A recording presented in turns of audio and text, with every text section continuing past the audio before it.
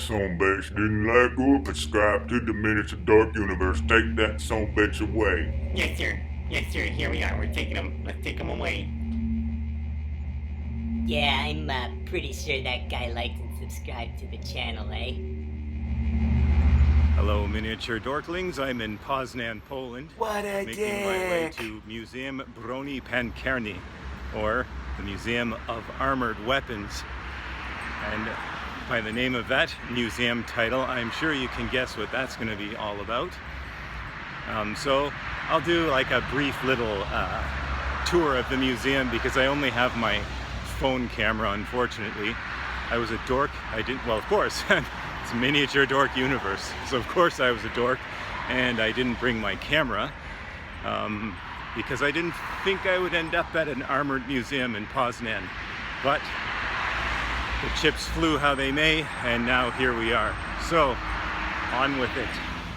Here's some photos of the aftermath of the big battles that took place in Poznan between January and February of 1945. It was known as Festung Poznan, and it stood on the route between Warsaw and Berlin. So the Soviet army obviously had to take the city in order to make their way to Berlin. And here is what Poznan looks like today. This is the main sort of market square. But it's a very nice city, and it's a great place to visit. Highly recommended by this guy.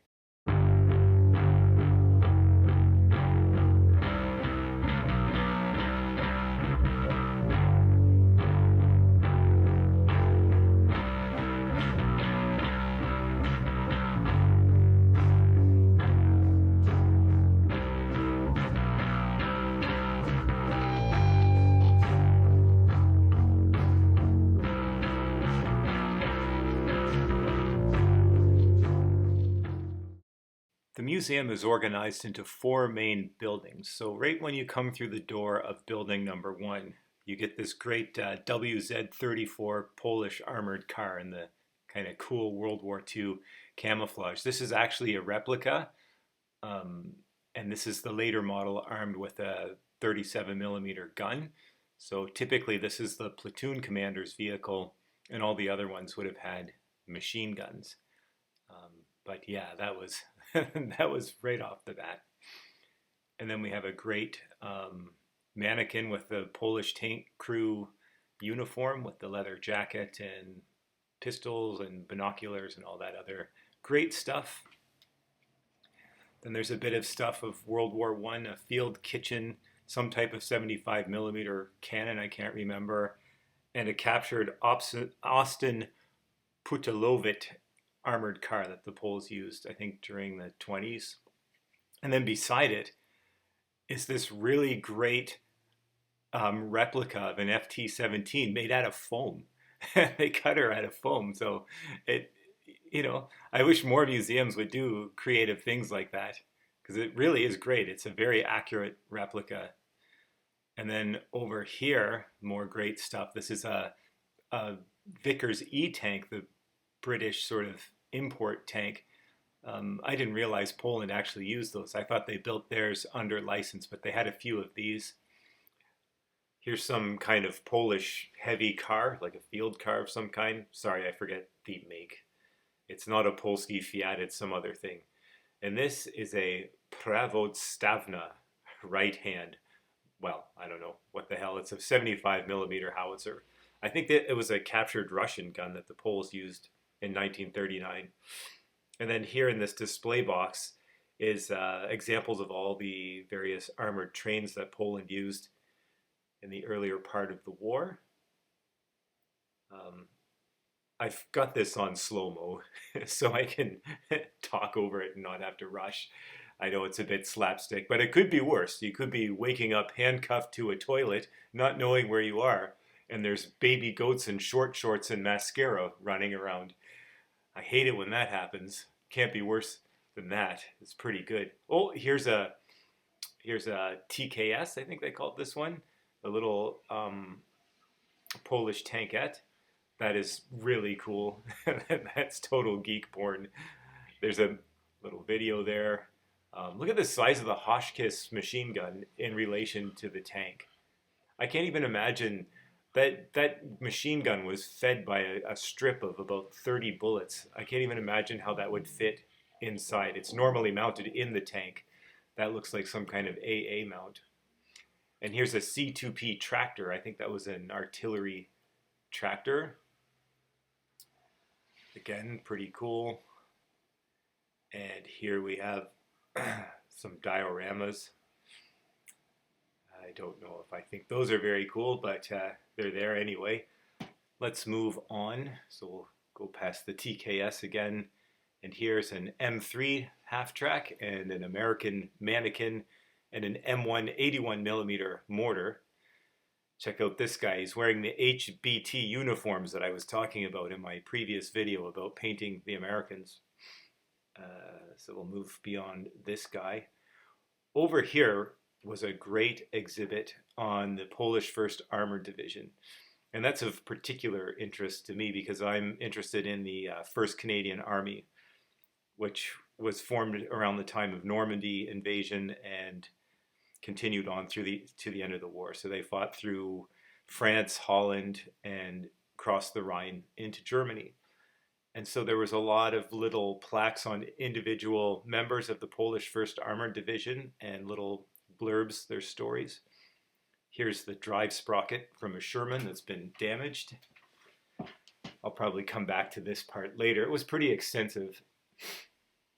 And over here is an M10 Achilles. So this was sort of the British version of the M10 armed with a 17-pounder anti-tank gun, which was a bloody, powerful anti-tank gun.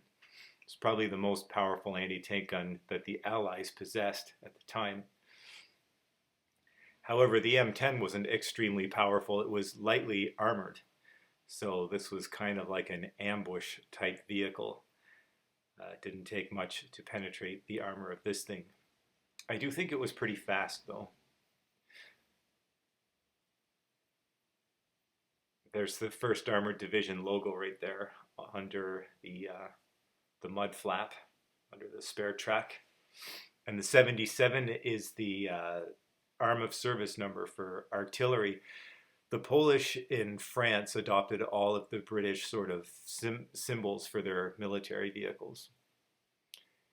And here's a guy wearing the tank crew coveralls and the Polish beret, which is slightly different than the ones that the British and the Canadian wore. They had black for the armored troops as well, but it was worn a little bit differently. And we all know what this is. This is a Jeep.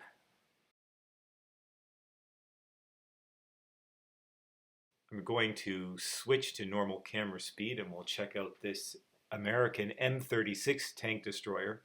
So this was a progression from the M10. It mounted a 90mm gun though, which was much more powerful than the standard 76mm gun on the US M10. But not as powerful as the Achilles, the neighbor over there with the 17-pounder. But still, excuse me, the 90mm gun was a vast improvement over the 76. And its name is Park Chop. I think they might have meant pork chop. Looks like it's called Park Chop. And here we have a Dingo, which is awesome, painted up in Italian camouflage. And this one's in Polish markings. This is a Fox, which is actually a Canadian armored car. Yeah, this Polish logo, I forget the unit, but it looks a lot like 11th Armored Division logo with the charging bull, but it isn't. It's like the 2nd Brigade or something, a reconnaissance unit. Here's a Polish uniform. And yeah, that Fox is cool. And of course a 25-pounder, which is also fun to look at. There's some T-34s over there, but we'll get back to those later. There's a lot going on with those guys. And here's an awesome Chevrolet CMP, Canadian military pattern truck, 79th Armored Division that did all the special vehicles for the Normandy landings. And it has an awesome SC number 2 brown with dark brown Mickey Mouse pattern camouflage. That's wicked. And now I'm walking back into that Polish 1st Armored Division sort of exhibit. And there's a lot of really good pictures here. Some Sten guns in a box, and a Sturmgewehr 44, assault rifle, brand gun. Yeah, I spent more time here later. Now we'll move on to the second building, and as you walk in there, you get a beautifully restored Sturmgeschütz 4. Apparently this was recovered from a lake. Apparently all of these things were pretty much, all the German vehicles were found at the bottoms of lakes. The story is that they tried to cross in the winter, that's when the Battle of Poznan occurred, and they fell through the ice. But one would think that after one vehicle fell through the ice, they might opt not to cross. I'm thinking maybe they just parked them on the ice and maybe blew the ice up because they couldn't get fuel or ammo for the vehicles. So rather than blow them up, maybe they just sunk them. Because it doesn't make sense. This one was recovered out of the ice too, or out of a lake. Beautifully restored SDKFZ 251 Aus D. And the whole interior is decked out. It's got a Panzerschreck and some Teller mines. Really great restorations. Adjacent to that is this beautiful T-70 light tank, and this is the kind of stuff that really gets me excited. I'm going to need a smoke and a sandwich after this. Look at this thing. Oh, I love the tracks and the running gear on these little light tanks. So awesome. I don't know why I like them so much. I just do. It's like a pretty useless death trap for two guys. I think this only had a two-man crew. So the fella in the turret had to operate the main armament, the secondary machine gun, acquire targets, and yada yada. So I don't think they used them for too long. And of course a T-34-76. Another excellent looking tank. The fenders, the front of it looks like it's from a more modern T-34 in that it's got the older turret on with the squared off fenders. I don't know. I could just be guessing. I'm not a walking tank encyclopedia. I do know quite a bit, but not everything, obviously. Here's a 45 millimeter anti-tank gun, a Russian version, but the Polish army that was armed by the Soviets, the guys that had been captured by Russia during or after the invasion, were pressed into Soviet service to fight the Germans, or they were given the option to fight the Germans, which most of them took, rather than being in Siberia. Here's just some more close-ups of this. Anyway, a lot of this Soviet-made equipment in this area is in Polish markings as well, because the Polish were, as well as being armed by the British, they were also armed by the Russians, or the Soviets, I should say. And that's the more modern version, the Su-76M. This is the tank version of the DP light machine gun with a collapsible buttstock and a Mosin Nagant rifle. That was the main Russian rifle from the Second War. And more on the Su-76, which is based on the T-70 chassis, that light tank we saw earlier. They just added a wheel. And this was the second most produced tank of the war by the Russians, next to the T-34. Here we have a ZIS-3 76 millimeter gun. This was a very popular artillery piece used for many, many years after the war. And this lovely here is an Su-85. So it's a tank destroyer mounting the same 85 millimeter gun in the later version of the T-34. It was sort of interim. They were waiting for the 100 millimeter guns to be produced. So in the meantime, they produced this. And this is the M version. It had a commander's cupola. You can kind of see it over here. Oh, just above the eagle there. I'm moving the camera around like a total wank. There it is. Look at all the sand casting texture and the welding seams. This stuff is awesome. Some of these Russian tanks, especially the IS tanks, they look so crude that it just adds to the meanness of them. It looks like a dinosaur coming at you. And more dioramas of, I don't know, I won't comment on those. We'll move on. Oh Jesus. And here we go. More nerd porn. This is an actual IS-2. My God. And look at the sandcast texture of that turret. It's a very crude. Oh man, and even the tracks look they look aggressive as hell. Yeah, I don't think you would like seeing that guy coming at you. I read a story once about, a memoir from the war. They were being surrounded by Germans and they were afraid of Panzerfaust, and they didn't have very good close-up defensive weapons. That's a machine gun in the hull, but it's fixed firing forward. So the way they got the enemy soldiers away from the tank was just to fire the gun. And the blast from the gun was so powerful that it blew all the Germans away from the tank like a big wind, like a tornado. They weren't actually hit by the blast. They were just blown away from it. Those are the auxiliary fuel tanks. So those would probably be jettisoned before they went into combat.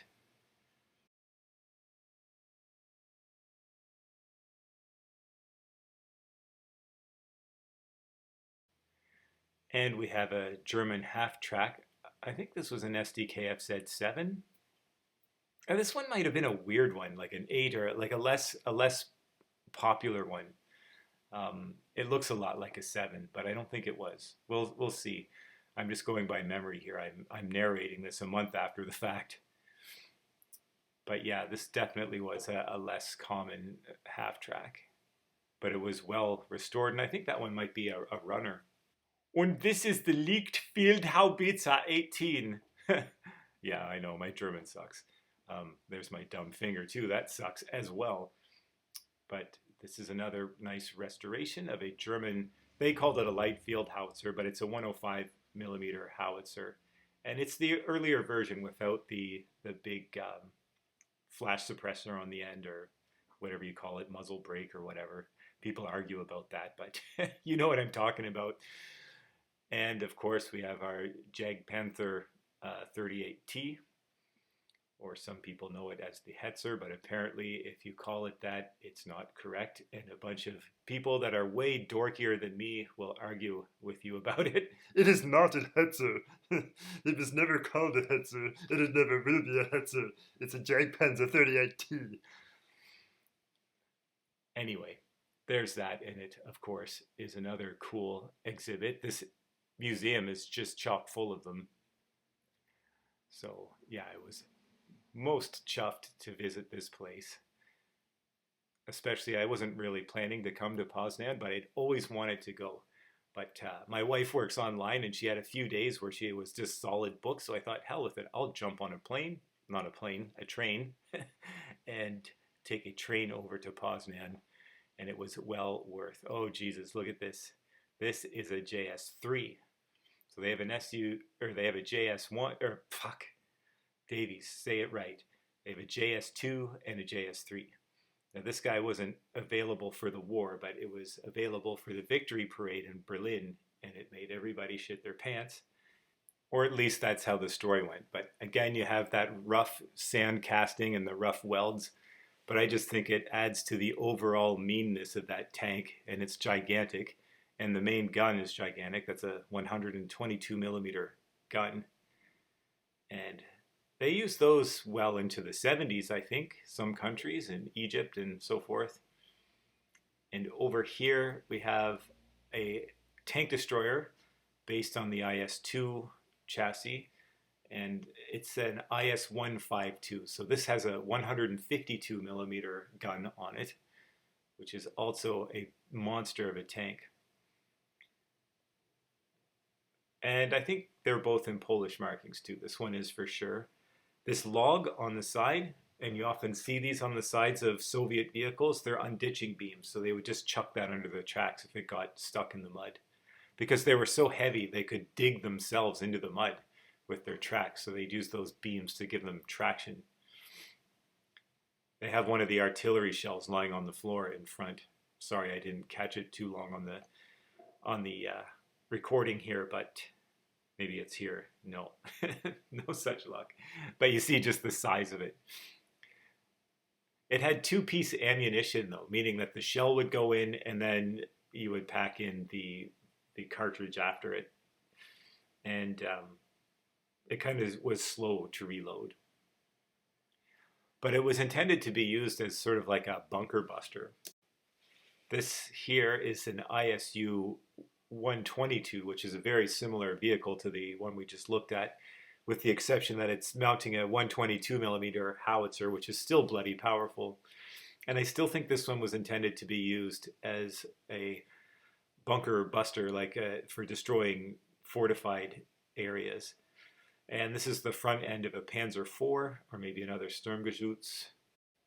Then we enter building number 3, which is a bunch of Cold War vehicles like this PT-76. I think this is a T-55.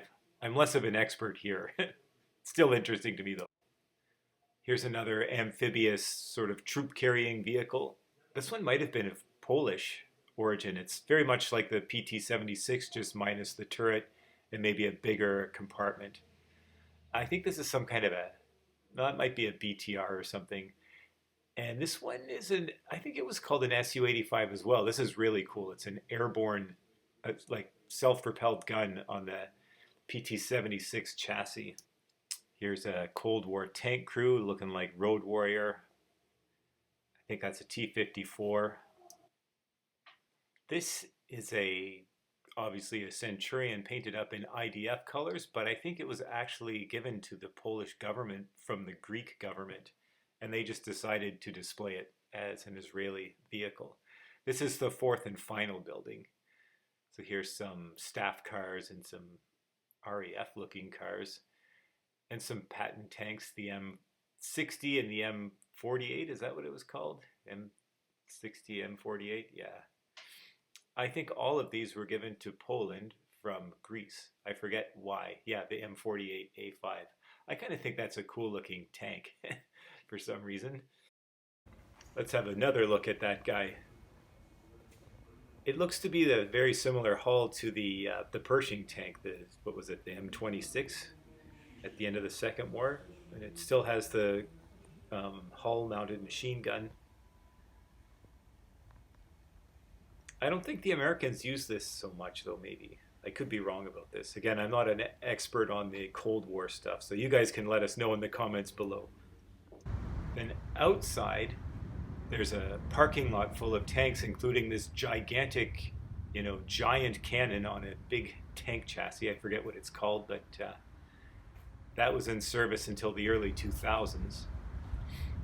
And there's some Soviet artillery pieces and a lot of Cold War era vehicles. And some more, pretty modern vehicles that were just recently decommissioned. That might have been a T-72 over there. That thing's a monster. Probably the video doesn't do justice to the scale, and here's some kind of like SAM surface-to-air missile vehicle. It's pretty cool. Would have been nice if they had some kind of mock-up of the missiles on it. Close by in a garage, they're working on an Su-57, which was there they are banging away.